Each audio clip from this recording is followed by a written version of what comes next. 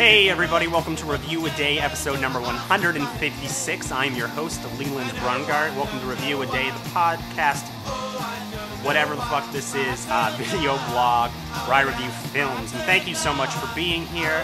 I rewatched Easy Rider last night. It was kind of the first time I had watched it in a number of years. I think I was 16 or 17 the last time I had seen it, and a couple things really struck me this time when I was rewatching it. First of all, the movie, it really is probably one of my favorite American films. It really is pretty great, and I'm always surprised by what a fucking bummer the end of that movie is. It's such an indictment of the 60s and that culture, and it kind of celebrates it and really criticizes it at the same time.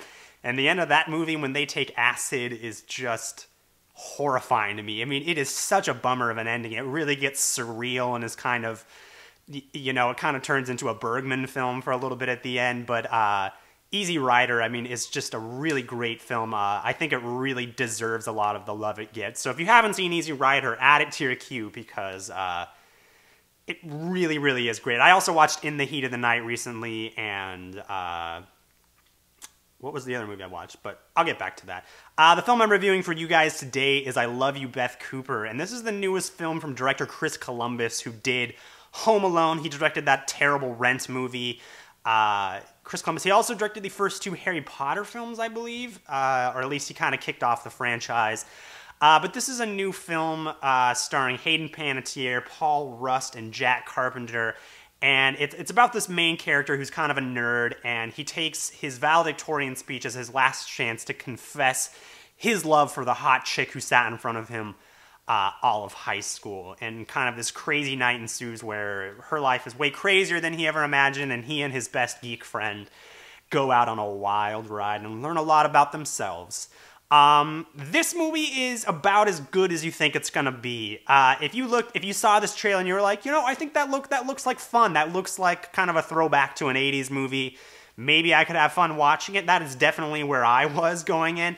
This movie is in no way great. The direction is pretty all over the place. Chris Columbus is not I don't know how Chris Columbus has made it so far with making such kind of weird, mediocre movies, but he has, and I don't want to get off on that, but the movie's okay. I haven't read the book, so I can't really compare it, but if I do have a couple nice things to say about this movie, it's that I think Paul Rust, who plays the main nerd, and Jack Carpenter, who I really enjoyed in the movie Sydney White with Amanda Bynes, kind of a stupid teen movie as well, but I think he's funny in that, and they're both really great in this movie. I think Paul Rust plays the nerd without making it kind of a stupid, total joke. He has really great comedic timing, as does Jack Carpenter.